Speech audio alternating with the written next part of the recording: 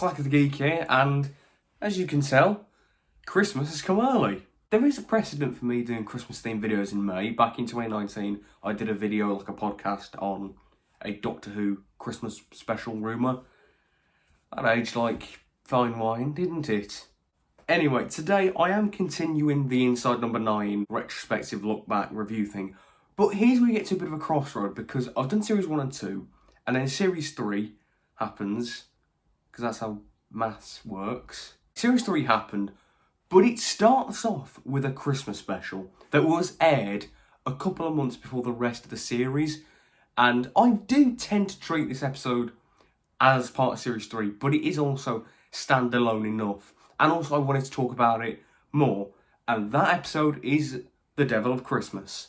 So yeah, while this is part of Series 3, and I will briefly cover it when I talk about Series 3, whenever I get to that, I wanted to do a separate video on Devil of Christmas just because I fancy talking about it, and I think I have a lot to say about it.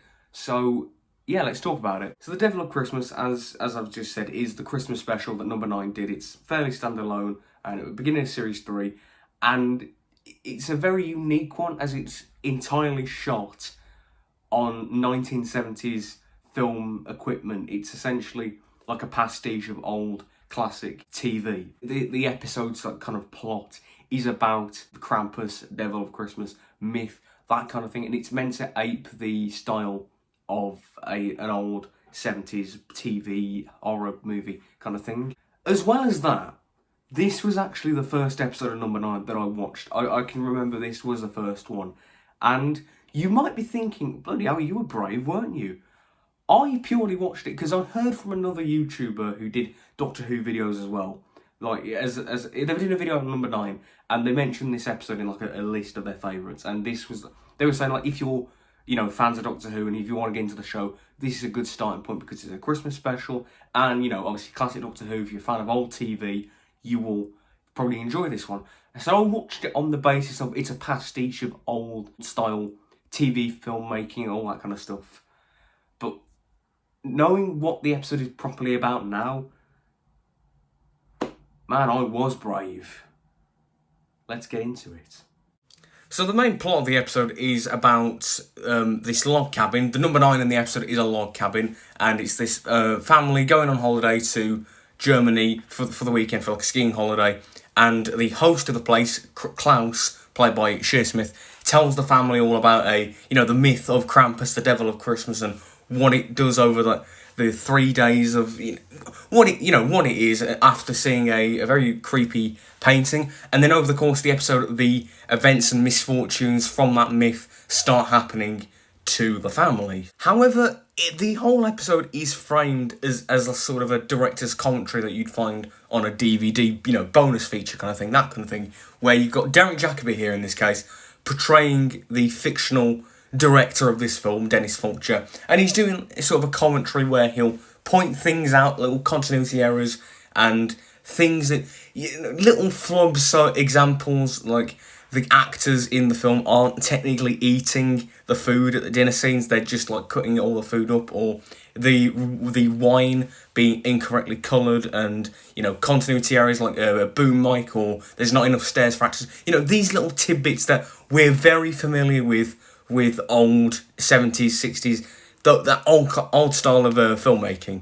And that's where it comes into play with the whole presentation of the episode being a pastiche of 60s, 70s, old style filmmaking and TV. So it's shot on old cameras. They actually used, old cameras that they used in the 70s, the big bulky ones, and it was a multi-camera setup, and it was in 4:3, and standard definition, and even, little things like changing the makeup to make it focus properly on the cameras like it used to. These so little details. It's astounding how, this looks completely authentic to the time. And then you have all of the mistakes and flubs which were common in TV in this time. So examples like the child actor being intentionally bad, or boom mics can be seen in shot, or actors overstep their mark so the camera can't follow them in time because the cameras are so big they can't follow quick enough, or things like really poor makeup effects for when characters get scarred by, Krampus, that kind of thing. The makeup is so intentionally bad. And then little directorial choices that... So, as I mentioned earlier, in the dining room scene, none of the actors are actually eating the food. They're all just cutting it up because... and you don't really notice that until Derek Jacobi's character points it out. And it's just...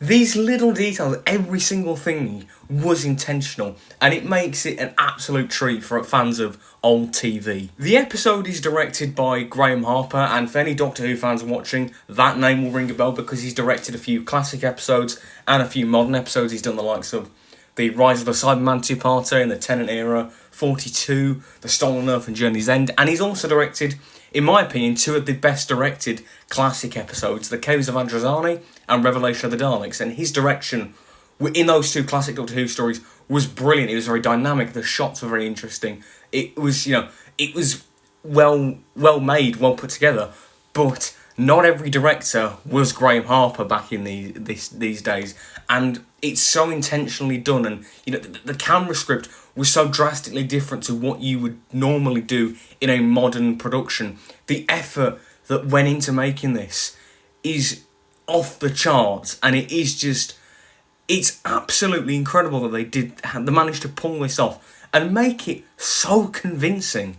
Steve and Reese are very clearly fans of old vintage, TV and that kind of stuff, and all these little mishaps and mistakes and flubs, it's all intentional. They put these little Easter eggs in. They know full well. They know their stuff, and it's a real treat to watch, and it does feel, it is a Christmas special, so it is very, very special to watch. In addition to this, the acting from every single person here is so good in the sense that it's really bad, because it's trying to ape that really hokey, hammy performances that you'd find in old TV. I mean, I've got the script book here, because there's a script book of series 1 to 3, and The Devil of Christmas is here, and just reading the dialogue, it reeks of cheese. I mean, what a gloomy thought, catch our deaths, and good grief, The Devil of Christmas, what's all this about then, Klaus? And it absolutely reeks of cheese, this dialogue, and you can tell that they are loving every second of it. All the actors, they're hamming it up and being so cheesy, and they're having a great time, and Reese's accent is just really funny, and it's just brilliant.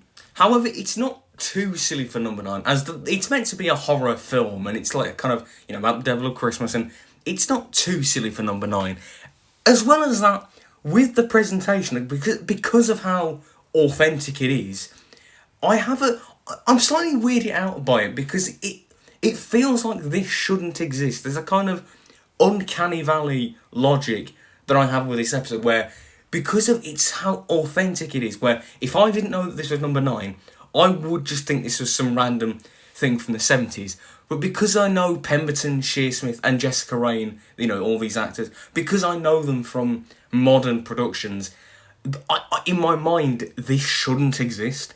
But, I mean, the fact that it does is more of a testament to how phenomenally well put together it is. I can't stress enough how amazingly put together it is, but it still has that... I don't know if anyone else has that, but that's just how I feel watching the main body of the episode. Before I get on to the ending, because I want to talk about that next, but I just want to quickly mention the music as well. The music, that like 70s twang and like the synthy twangs to it. It's glorious. Anyway, we're going to talk about the ending, which we might get into some spoilers now. But as the episode, continues, and as it progresses, the Krampus monster starts, putting its misfortunes on all the characters. The kid and their grandma have gone away, and it's just Julian and Kathy there, the husband and wife. And then, the Krampus monster is revealed near the end, and it looks terrible. It looks so cheap, and the quote unquote action scene, the big fight thing, it's so poor, obviously intentionally so. But rewatching this episode now, knowing what's coming in a few minutes, it's just unnerving me, because this is way too silly for what we're going to get in a second, which is all too real. So it turns out that Krampus was Klaus in disguise, and he pulls off his moustache and wah-ha-ha, and it turns out that he and Kathy were having an affair against Julian. Julian dies, and then the actor goes away, and there's one final scene that they need to shoot where Kathy gets killed by Klaus. Yeah, it's it's a bit creepy, kind of quite tacky, Scream Queen kind of performance there. And then that actor, the actor that Reese is playing, he leaves, and a new actor is brought in as that Krampus character. Then a plastic sheet is rolled out on the bed that Kathy's lying in. She's tied to the bed. Then she gets gagged, and then it hits. We've been watching a snuff film, and she is being killed for it. And knowing more about snuff films, and after this episode, I was just shaking because it's so sudden and so dark. For those unaware, a brief history, a snuff film was part of the sort of video nasties panic and the underground film scene of the late 70s and early 80s, that kind of era, where a snuff film is where a performer is murdered for a film, and they're sold on the black market. In these kind of underground films, and it's like these myths that our film had the death of a performer in it, and a lot of the notorious ones have been proven false as just myths, and a lot of the time they were used as sort of marketing ploys. A performer died in our film. What's the fuss about? You should see our that kind of thing.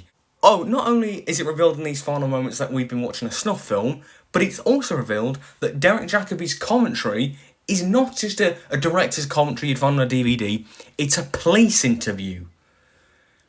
Man, that is such a dark ending. But this all justifies why it's been presented as this pastiche of 70s horror, because throughout the episode it's been completely, cheesy, hammy, tacky and hokey, with, Jessica Raine in the final scene, obviously. Throughout the episode, she's been this tacky, hammy, Scream Queen performance, and then this final scene, you just see that gut-wrenching fear when she realises what's happening, and it smacks of you around the face. And also, what I find really disturbing as well, the really frantic movements of not only her trying to, get out of this situation, but also the new actor, who's coming to kill her. He's so frantic and just so quick, and it's really just shocking, and it left me really just shaking after the episode. It is just excellent. And Derek Jacobi's commentary of this scene, where you sense the genuine fear in her now. It's just, he can be really sinister, Derek Jacobi can. Man, it just makes for one unforgettable ending. I do find it ironic how of all the number 9 episodes, this is the only one to be rated 12. I mean, nothing graphic is explicitly shown, I'll give it that, but surely the themes and the really mature theme and that ending, surely that should bump it to a 15, right? Anyway, my overall thoughts now, summarising it, this is honestly one of my favourite number 9s that they've ever done. Top 5, easy for me. And I actually think if you could handle the, dark subject matter, this is probably a good place to start with number 9, especially if you are a Doctor Who fan, because Doctor Who fans and into number 9 fans, there is a bit of a cross-section. So this might be a good one to start with, because, classic TV, Christmas special, it could be a good one. I think it is a good one to start with. But yeah, overall, it's an absolute treat for anyone who's fans of old TV. The dedication and passion and just effort that went into this episode, making it this authentic, is nothing short of spectacular. The actors all give it their all, the framework is very interesting, and the ending is unforgettable. I give this a 10 out of 10, personally. So that was my opinion on The Devil of Christmas. What do you think of it? What are your thoughts on this episode? Do you like it? Do you not? Were you creeped out by that ending? Let me know all that in the comments below. This is Clack of the Geek, signing out. Goodbye, everyone.